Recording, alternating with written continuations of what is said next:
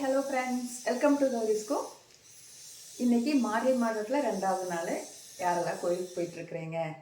அதாவது விநாயகருக்கெல்லாம் தண்ணி ஊற்றுவாங்க, கோயிலுக்கு போவாங்க காலையில் நேரத்தில். யாரெல்லாம் போகிறீங்க அப்படின்னு சொல்லி எனக்கு கமெண்ட் பண்ணி சொல்லுங்கள். இன்றைக்கி வந்து நம்ம வீட்டில் எள்ளுப்பொடி எப்படி செய்கிறது அப்படிங்கிறத தான் பார்க்க போகிறோம். எள்ளில் வந்து கால்சியம் சத்து நிறையா இருக்குது, இரும்பு சத்துமே நிறையா இருக்குது. அப்புறம் அது கூடயே அதுக்கு ஒரு பழமொழியே சொல்லுவாங்க, இளைச்சவனுக்கு எள்ளும் கொளுத்தவனுக்கு கொள்ளும் கொடு அப்படிங்கிற ஒரு பழமொழி இருக்குது. இளைச்சவங்களுக்கு வந்து எள்ளு சம்மந்தப்பட்டு எள்ளு சேர்த்தி அவங்களுக்கு உணவாக கொடுத்தோம்னா அவங்க வந்து நல்லா புஷ்டி ஆவாங்க அப்படின்னு சொல்லியிருக்கிறாங்க. சரி, நாம் இன்னைக்கு எள்ளுப்பொடி எப்படி செய்கிறது அப்படிங்கிறத பார்க்கலாம். எனக்கு தெரிஞ்ச மாதிரி ஒவ்வொருத்தருக்கும் தெரிஞ்சிருக்கும், இது வந்து தெரியாத பிள்ளைங்களுக்காக நான் பார்க்குறேன். சரிங்க. இப்போ ஸ்டவ் பற்ற வச்சு ஒரு பேன் வச்சுருக்கேன். பேன் காஞ்சிருச்சு. இப்போ நம்ம வந்து முதல்ல எள்ளை போட்டு வறுத்துடலாம். இப்போ நான் வந்து 100 கிராம் எள்ளுங்க நல்லா சுத்தம் பண்ணி புடச்சி சுத்தம் பண்ணியிருக்கிறேன். இப்போ இதை நம்ம நல்லா வறுத்துக்கலாம். ஸ்டவ்வை சிம்மில் வச்சு தான் வறுக்கணும், ஏன்னா எள்ளு வந்து ரொம்ப மெலுசாக இருக்கும், அதனால் வந்து சீக்கிரம் கழுகிடும். ஆனால் நான் சிம்மில் வச்சுருக்கிறேன். எள்ளு வந்து இப்போ 1-2 வெடிக்க ஆரம்பிச்சிருச்சு. நான் இப்போவே எடுத்துடுறேன், இல்லைன்னா கருகிரும். எடுத்து பாத்திரத்தில் வேறு பக்கத்தில் மாற்றிக்கிறேங்க.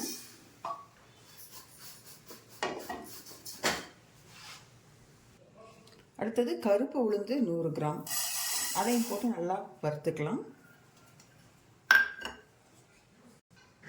இந்த கருப்பு உளுந்து வறுபட்டு இருக்குது. இந்த கருப்பு உளுந்து ஏற்கனவே உங்களுக்கெல்லாம் தெரிஞ்சிருக்கும். இதுவுமே வந்து பெண்களுக்கு வந்து சாப்பிட்டாங்கன்னா இடுப்பு வலி, அந்த கைகால் வலி, உடம்பு வலி இதெல்லாம் வந்து நல்லா கேட்கும். அதே மாதிரி அவங்களுக்கு வந்து இதுலேயே களியெல்லாம் செஞ்சு கொடுப்பாங்க. அதே நான் ஒரு வீடியோவை போட்டிருக்கிறேன். அப்படியெல்லாம் சாப்பிட்டாங்கன்னா பெண்களுக்கு இடுப்பு வலியெல்லாம் வராது. இடுப்பு வலி அப்படியே அவங்க டேட் ஆகிற டைமில் இடுப்பு வலியெல்லாம் வந்தால் கூட அவங்க டேட் ஆகிற டைமில் இந்த மாதிரி உளுந்து, கருப்பு உளுந்து ஏதோ ஒரு விதத்தில் ஒரு களியாவோ ஒரு கூழாவோ சேர்த்து அவங்களுக்கு ஒரு 2 மணி நேரம் செஞ்சு கொடுத்தீங்கன்னா அவங்களுக்கு அந்த டைமில் இடுப்பு வலி அந்த மாதிரி எல்லாம் இருக்காது. இப்போது நல்ல மனம் வருது, கலருமே மாறிடுச்சு. இப்போ இதையுமே எடுத்து நான் வந்து கொட்டிக்கிறேன், தனியாக கொட்டிக்கிறேன். இப்போ நல்லா இந்த அளவுக்கு கலர் மாறி இருக்குது பாருங்கள் உளுந்தம்பருப்பு. இதை நான் வந்து தனியாக இன்னொரு பாத்திரத்தில் எடுத்து கொட்டிக்கிறேன். இப்போ கடலைப்பருப்பு வந்து ஒரு 50 கிராம் நான் போட்டுக்கிறேன். அதையும் நல்லா வறுக்கும். இப்போ கடலைப்பருப்புமே இந்த அளவுக்கு நல்லா வறுத்தாச்சு பொன்னிறமாக. இப்போ இதையும் வந்து நான் இன்னொரு தனியாக உளுந்து கூடையே சேர்த்துக்கிறேன்.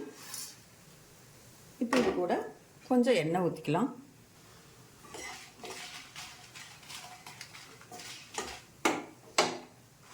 நான் ஒரு 7-8 மிளகாய் எடுத்துருக்குறேங்க. எண்ணெய் ஊற்றலை, எண்ணெய் ஊற்றாமல் தான் வறுக்கிறேன். ஒரு 7-8 எடுத்துருக்குறேன். காரத்துக்கு தகுந்த மாதிரி. இதுலேயே காரம் நல்லா அதிகமாக இருக்கும், அதனால் வந்து இதை கொஞ்சம் வறுத்துக்கலாம். கொஞ்சம் அளவாக உப்பு போட்டுக்கிறேன். லைட்டாக உப்பு போட்டு அதையும் இதையும் நம்ம சேர்த்து வறுத்துக்கலாம். அப்படி சேர்த்து வறுக்கும்போது அந்த வரமிளகாய் நெடி வராது.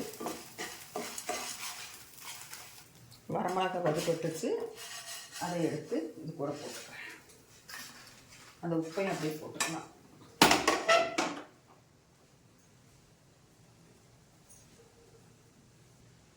லைட்டாக நல்லெண்ணெய் ஊற்றிருக்கிறேன், லைட்டாக ரொம்ப கம்மியாக. இதில் வந்து லைட்டாக நல்லெண்ணெய் ஊற்றிருக்கிறேன், நல்லா காஞ்சிருச்சு. இப்போ இதில் இந்த புளியை போடலாம். புளியை போட்டு நல்லா வதக்கலாம். இந்த புளியை வதக்கியாச்சு. இதை எடுத்து தனியாக வச்சுக்கலாம். புளியை அந்த வறுத்தது கூடயே வச்சாச்சு. கூடவே கொஞ்சம் பெருங்காயம் போட்டு அதையுமே வறுத்துக்கலாம். இப்போ அந்த வறுத்த பெருங்காயத்தை எடுத்து இது கூடயே நான் சேர்த்துக்கிறேன்.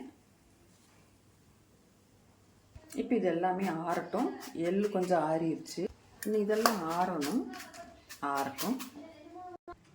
இதில் வறுத்து வச்சுருக்க மிளகா, புளி, பெருங்காயம் இது 3ஐயும் முதல்ல அரைச்சி இப்போ இந்த மாதிரி கொரகரன்னு அரைச்சிருச்சு. இப்போ இது கூட எள்ளு போட்டு கொஞ்சம் கொரப்பாக அந்த பல்ஸ் அரைப்போம் இல்லையா, ட்ரிக்குன்னு விட்டு அந்த மாதிரி அரைப்பேன். இப்போ இந்த மாதிரி 1க்கு 2 அரைச்சாச்சு. ரொம்ப அரைச்சோம்னா எள்ளு வந்து ஆயில் தன்மை உள்ளது, அதனால எண்ணெய் வந்துடும் வெளியில். இப்போ இது கூட நம்ம உளுந்தம்பருப்பு கடலைப்பருப்பு சேர்த்துக்கலாம். இப்போ இந்த மாதிரி நல்லா கொரப்பாக அரைச்சிக்கணும். இதில் வந்து ஒரு 4 பல் பூண்டை தட்டி போட்டு அரைச்சிடலாம். 4 பல் பூண்டு தட்டி போட்டிருக்கேன்.